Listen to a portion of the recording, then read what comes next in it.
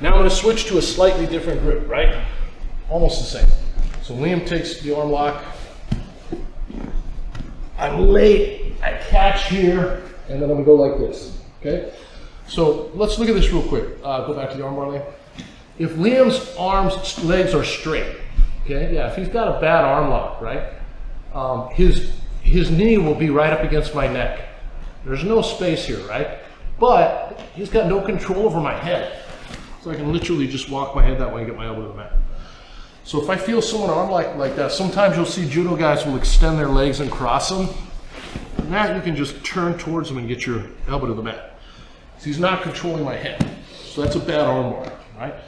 And I wouldn't bother with these other escapes that I don't need to. I'm just going to take advantage of that mistake, okay?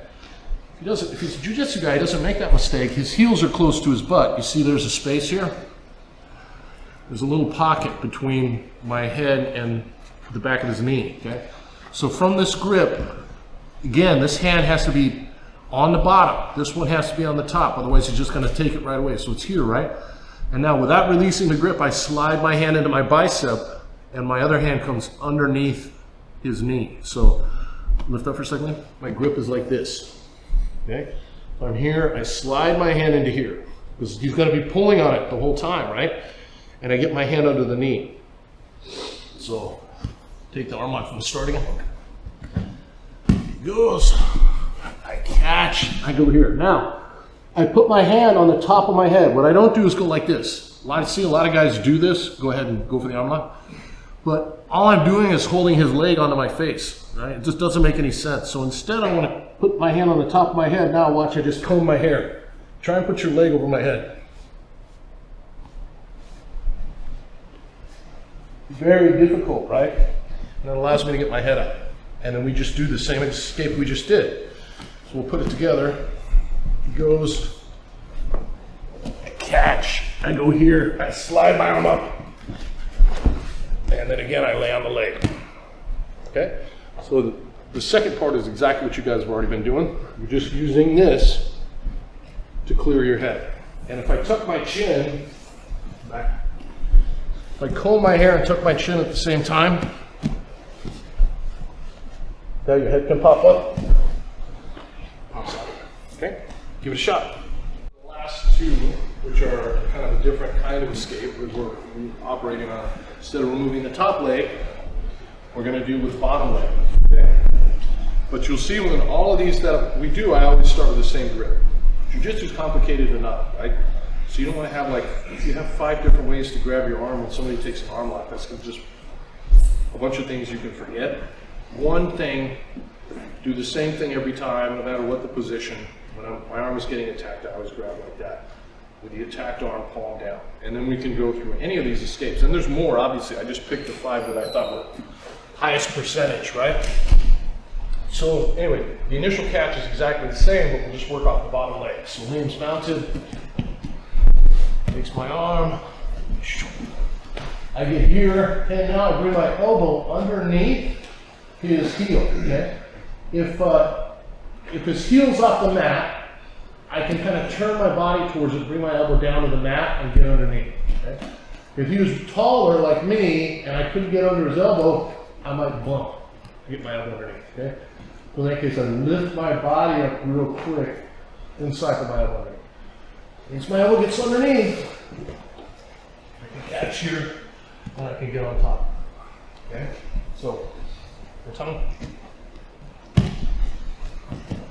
Here, I get my elbow underneath. I want to grab his leg, preferably above his knee, squeeze and straighten it.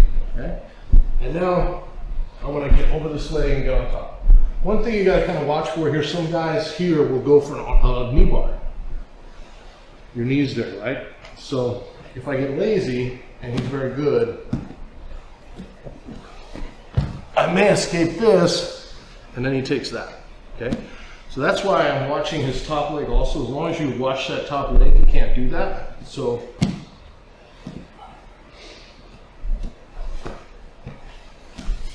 right, no knee bar. Also gives an opportunity where I can try to pass.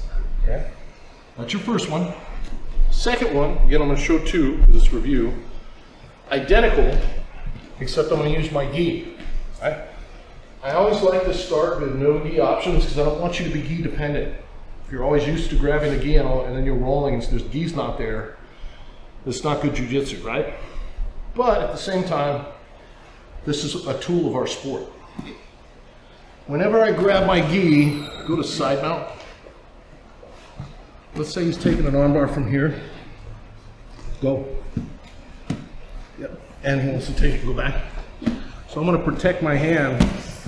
If I grab down here like this, break that grip. It's pretty easy, and you can see how I grabbed, right? That's the opening. So when I grab my own gi, I'm going to grab high and protect that. So grab high and it's down now. Go to pull that grip up. It's much harder grip to break, okay? So now we're in armbar position. He takes it, and I grab my own gi, okay? And then I still keep this palm kind of up, right? So try and take that arm. And now my hand is free,